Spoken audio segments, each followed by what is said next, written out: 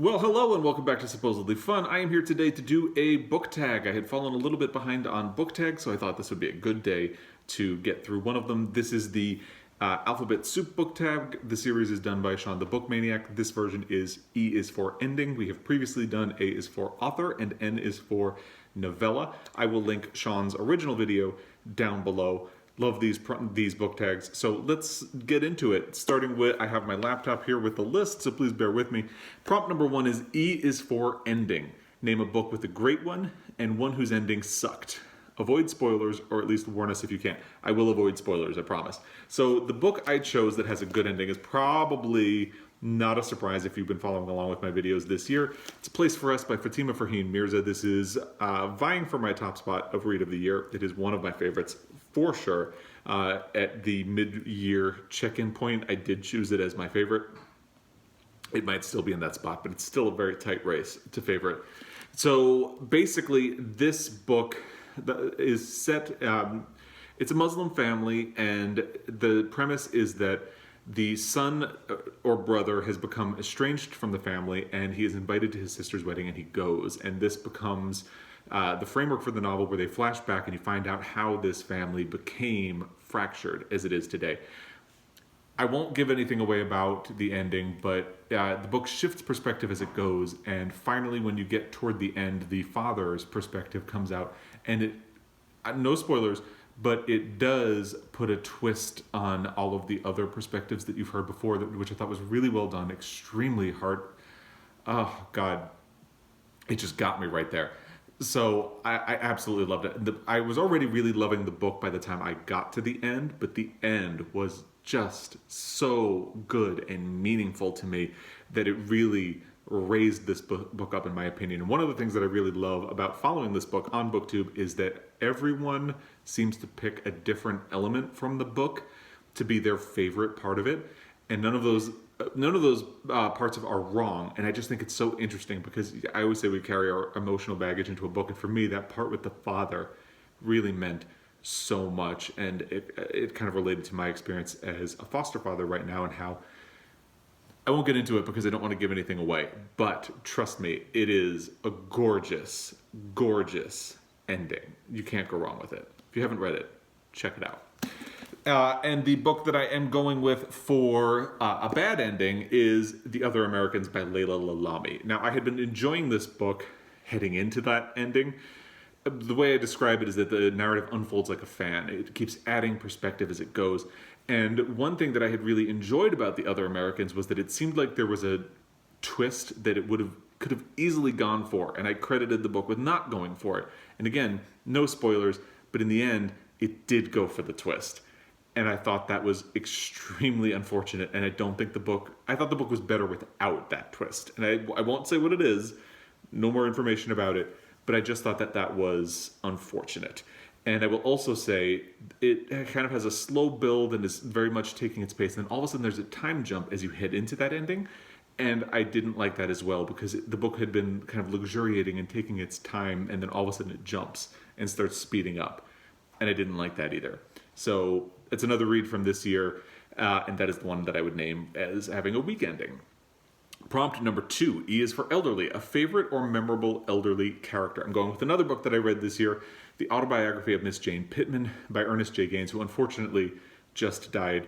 And this was I had been hoping to read a different book by him, but this was available on audiobook, so I listened to it. The audiobook production was not very good, but the book was great, and there is absolutely no denying that Miss Jane Pittman is a very indelible character. She is she's a firecracker. She's really good. So she lives to be over 100, and in the span of her life, she sees slavery, she sees what happens in the South after slavery, and she survives all the way into the civil rights struggles of the 1960s. And her perspective really teaches you a lot about the realities of life for Black people during the Civil War and after, where people like Miss Jane Pittman had this great idea that after the Civil War they were free, they were going to go north, and she ends up sharecropping, the conditions of which are basically the same as the way she was living under slavery. And it's a really great perspective. It's a really important point of view. I would definitely recommend this book, and Miss Jane Pittman is a wonderful, wonderful character. Prompt number 3, E is for EU, your favorite contemporary writer post-World War II to now from the European Union, or one you would like to try. And Sean the Book Maniac said you can pick someone from the UK, but preferably somebody from the rest of Europe, since we do talk about the UK a lot, at least in my corner of BookTube. And that was actually difficult for me. Once you took the UK away, I realized I don't actually have a lot of authors that I'm very familiar with or would recommend from the rest of Europe. So I have a lot of work to do next year. And spoiler alert, I think that is going to be one of my goals, to get out of North America and the UK and explore more writers from the rest of the world. But I am going to say Leila Slimani, who is a Franco-Moroccan writer. I believe she was born in Morocco and currently lives in Paris. She has written 2 books that I really enjoyed. One is The Nanny, which I think is called Lullaby in the UK. And it is wonderful. And then there's Adele. Both of them are great. She writes in the style of psychological thrillers, but there's really enough heft to these books that they carry a lot of weight and have a lot of emotional impact. I definitely recommend her if you have not tried her before. I've had a lot of bad luck with thrillers and mystery books this year, but because she writes in the style of a psychological thriller, I can say that she's the only success story that I've had in that realm so far in 2019. And there's not much time left, so we'll see if somebody can match that. Prompt number 4. E is for E, a writer you would recommend whose first and or last name begins with E. I was really tempted to go with Essie Adugin because, EE. But really, the only book of hers that I would recommend is Half-Blood Blues. I was not a huge fan of Washington Black. So I'm defaulting to my favorite author, E.M. Forster, even though I've talked about him a fair amount. And I always talk about Maurice. So I'm holding up Howard's End, which is arguably and objectively his best book. Personally, I love Maurice, but that's because of a personal connection to it. Howard's End is a really phenomenal book. Actually, Ollie from Book Draw was going to be doing a buddy read of this, and I'm really jealous of him for reading it. So I may have to reread this at some point. It's just a really wonderful book, and I love Forster's message. It's so good. It's about the clash of ideals between the Schlegels and the Wilcox family. The Wilcox family very much represents capitalism. The Schlegels they're basically hippies, very artistic, a little chaotic, and it's about the clash of ideals between those families about what really matters in life, and it's about human connection, and it's just so good. I love it so much. Prompt number 5. E is for exploration, a new writer, theme, or genre you would like to try. Well, I've talked about this a lot, but I'm doing it again, so it's my channel. Bernardine Evaristo. Please note the E in her last name. Of course, I've talked about Girl, Woman, Other, and how this is a book that I put on my must list for something I want to read before the end of the year. There were 4 of those books. This is one of them.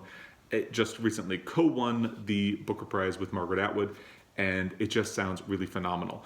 But I'm picking Bernardine Evaristo not because of this book, but because as I looked into her backlist, she really seems like an author that I'm very intrigued to get to know and follow along with the rest of her work, not just Girl, Woman, Other.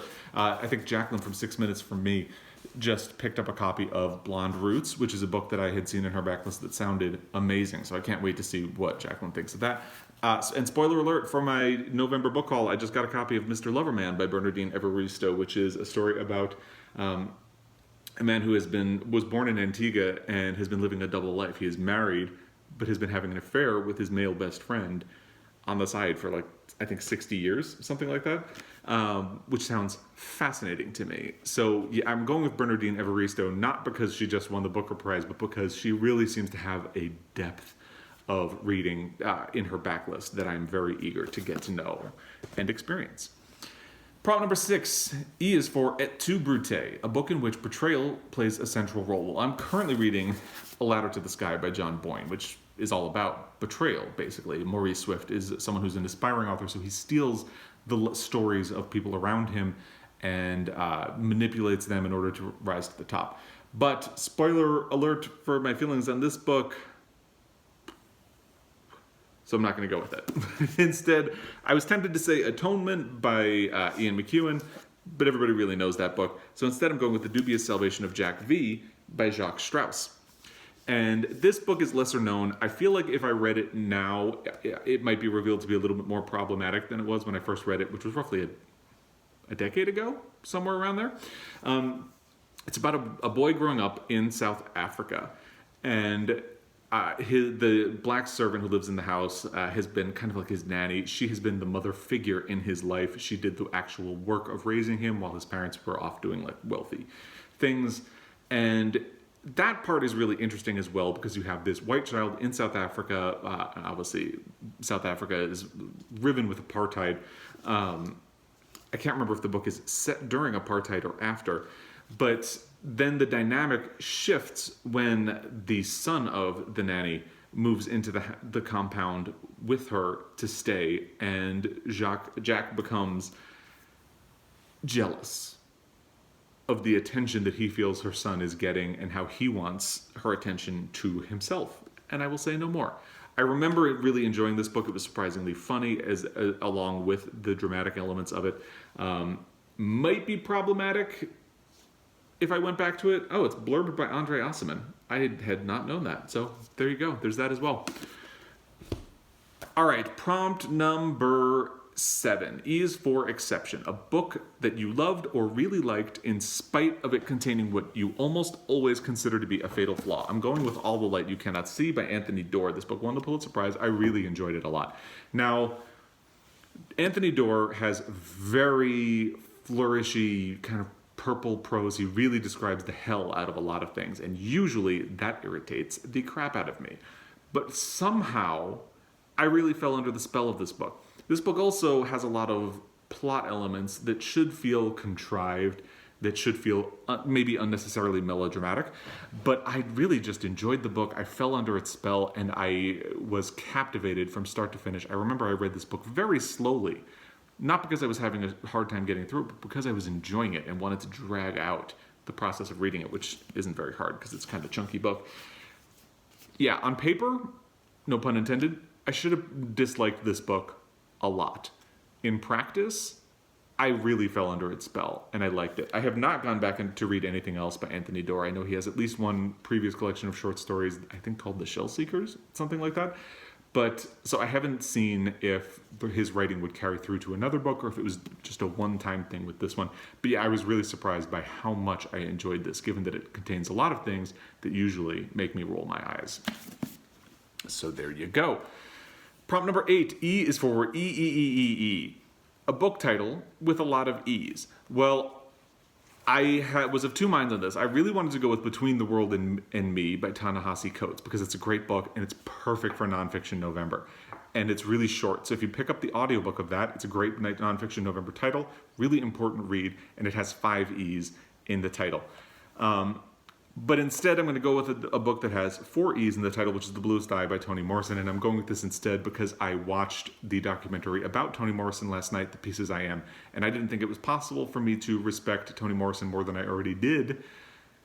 But oh my God, here we are.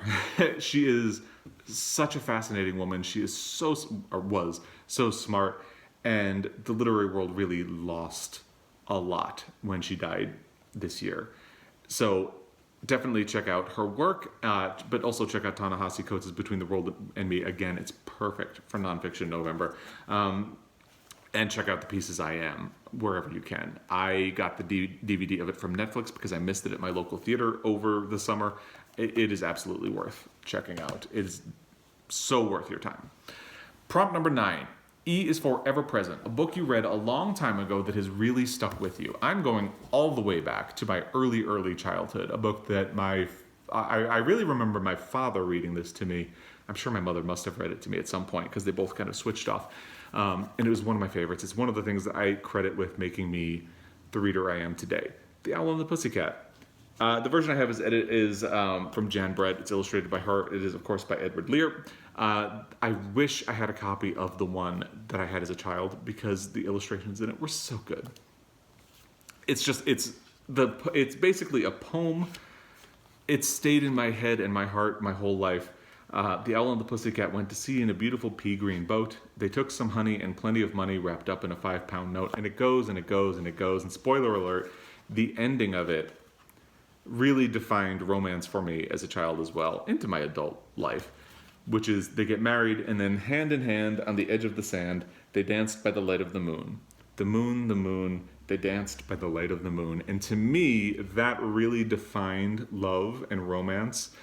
And I was waiting to find somebody who I would want to dance hand in hand on the edge of the sand by the light of the moon with. Thankfully, I found him. So it all worked out. But yeah, I have to go with The Owl and the Pussycat because it still means a great deal to me. So there you go. Now, prompt number 10. E is for eliminate.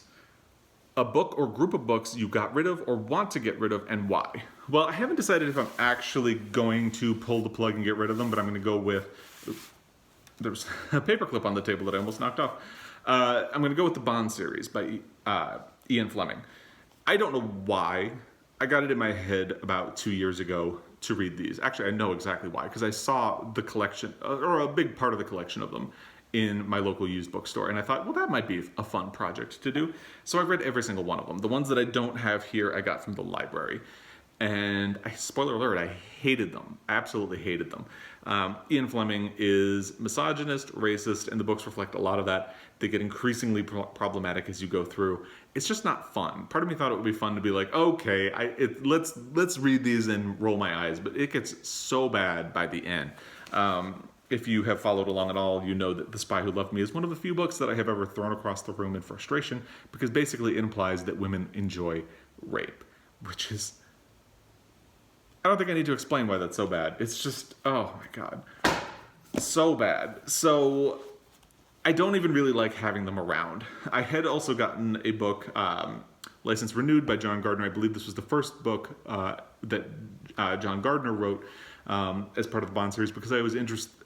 It was early on when I had just started the series and thought it might still be fun. So I thought it would be interesting once I finished the Ian Fleming ones to see someone else's take on James Bond, but I hated these so much in the end that I have not even done this. And they take up a lot of space on my shelf, even though I lie them flat so they go up vertically instead of horizontally. And, you know, I feel like I would just rather devote the space to something else. So, yeah. Don't do it. Don't be like me. Don't put yourself through this. And there you have it. That is the Alphabet Soup book tag. E is for endings. Prompt number 11, rather, is E is for everyone, tag extensively. So I'm going to do my usual modus operandi, or call it a cop-out, if you will. I'm tagging everybody, which is perfect because everybody starts with the letter E. So I'm just going to go with it. If you want to do this tag, do it. Consider yourself tagged, because it's...